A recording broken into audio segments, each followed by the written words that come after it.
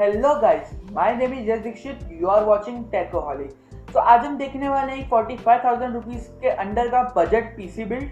और ये PC build virtual PC build रहेगा। अभी मेरे पास सारे कंपोनेंट्स हैं नहीं, तो अभी मैं रियल पीसी बिल्ड कर नहीं सकता हूँ, लेकिन आपको इसके मैं बेंच मार्क्स प्रोवाइड करा दूंगा। So let's see how it work. Without wasting any further time, let's get started.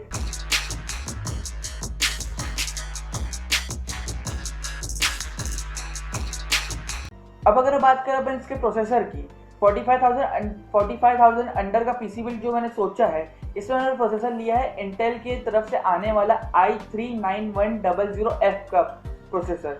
ये इंटेल i3 का 9th जनरेशन प्रोसेसर है। इसमें आपको जो ये मिलते हैं TDP मिलती है वो 65 वॉट की। और इसमें अगर कोर्स और थ्रेड की बात करें तो आपको i3 9th जनरेशन में मिलता है 4 कोर्स और 4 थ्रेड्स। अगर आप कंपेयर करें AMD से तो इसके सिंगल कोर परफॉर्मेंस ज़्यादा अच्छी आती है। मतलब पर्टिकुलर उसके बारे में बात करें, पर्टिकुलर प्रोसेसर के बारे में बात करें तो उसमें आप बोल सकते हैं। अगर हम बात करें प्रोसेसर की बूस्ट क्लॉक मेन क्लॉक की, तो इसमें आपको जो मिलता है प्रोसेसर वो है 3.6 गीगाहर्ट्ज में बेस क्लॉक वाला।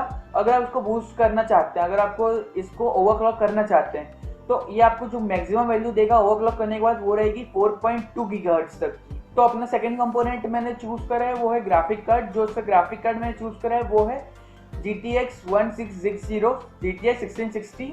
ये TI वर्जन नहीं है, नॉर्मल वर्जन है। तो मैंने यहाँ पे देख लिया है Techno 3D का GTX 1660। इसमें अगर हम बात करें कूडा कोर्स की, तो आपको इसमें देखने को मिल जाते हैं 1408 कूडा कोर्स।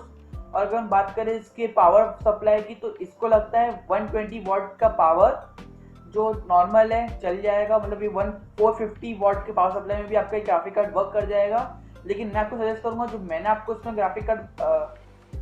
इसमें पावर सप्लाई बताने वाला हूँ उसके साथ जाएं, तो आपको परफॉर्मेंस थोड़ी ज़्यादा अच्छी देखने को मिल जाएगी। अगर हम बात करें इसके मेमोरी बस की, तो आपको इसमें देखने को मिल जाता है 192 बिट की मेमोरी बस। और ये आपको मिलता है 6 GB के रैम वेरिएंट पे। तो आपको इसमें 6 GB की VRAM मिलती है, जो आई थिंक इनफ है नॉर्मल गेमिंग करने के लिए और वीडियो एडिटिंग और ग्राफिक एडिटिंग करने के लिए।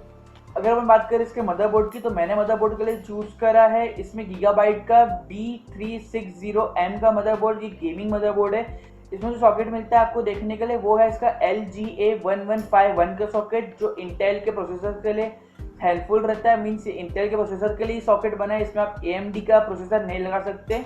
इसमें आपको USB 3.1 का सपोर्ट मिल जाता है। इसमें आपको 4 USB पॉइंट्स देखने मिल जाते हैं। और अगर बात करें अपन डिस्प्ले पॉइंट की, तो इसमें आपको एक HDMI का डिस्प्ले पॉइंट भी देखने को मिल जाता है और एक नॉर्मल डिस्प्ले पॉइंट जो रहता है वो मिल जाता है देखने के लिए। अगर हम बात करें इसमें अगली पावर सप्लाई की, तो मैंने इस बिल्ड के लिए चूज करा है कॉर्सियर की तरफ से आने वाला V550 पावर सप्लाई। यह एक एक्टिव PFC80+ पावर सप्लाई है।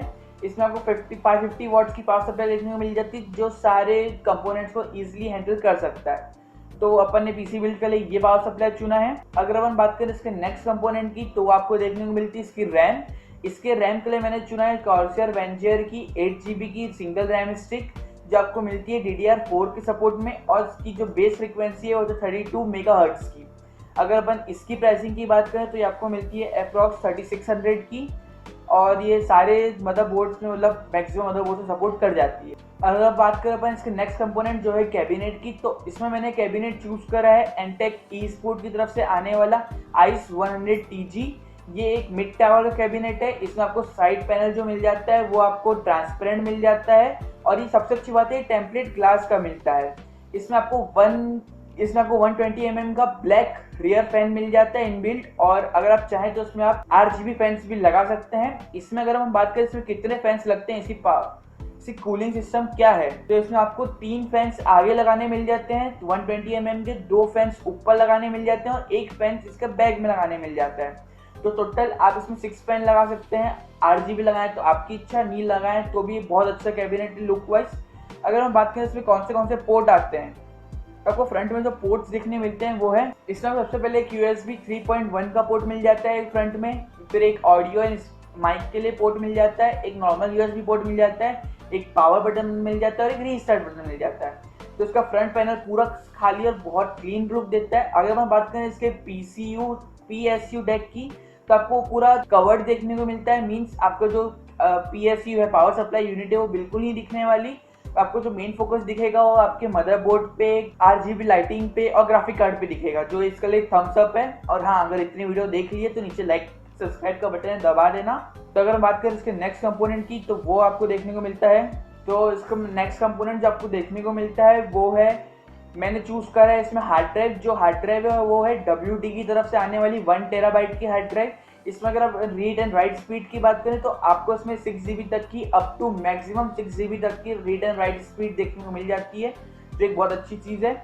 और अगर नेक्स्ट कंपोनेंट की बात करें तो आपको इसमें मैंने चूज करा है एक SSD, मतलब हाँ, हार्ड ड्राइव लगा रहे हो तो SSD लगा लेना। SSD पर्टिकुलर क्या करती है, कंप्यूटर को थोड़ा आपके फास्ट बनाती है। अगर आपको डाउट है SSD और हार्ड ड्राइव में क्या डिफरेंस है तो उसके बारे में नई वीडियो बना डालेंगे।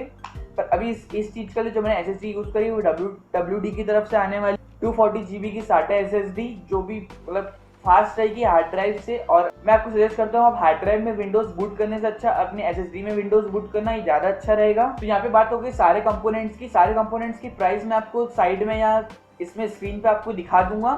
टोटल प्राइसिंग जो इसकी आती है वो है 45,000 रुपीज़ के अप्रॉक्स में। ये जब प्राइस मैंने वीडियो शूट करी तब के हैं, आपके टाइम पे प्राइस वेरी कर सकते हैं। और सारे कंपोनेंट्स की लिंक मैंने डिस्क्रिप्शन में डाल दी है, एफिलिएटेड लिंक नहीं है। तो अगर हम बात करें इसके बेंचमार्क्स की, तो मैंने मतलब 3-4 गेम्स है इसमें जो चलाए हुए हैं, तो इसके बेंचमार्क्स आपको स्क्रीन पे ये रहे।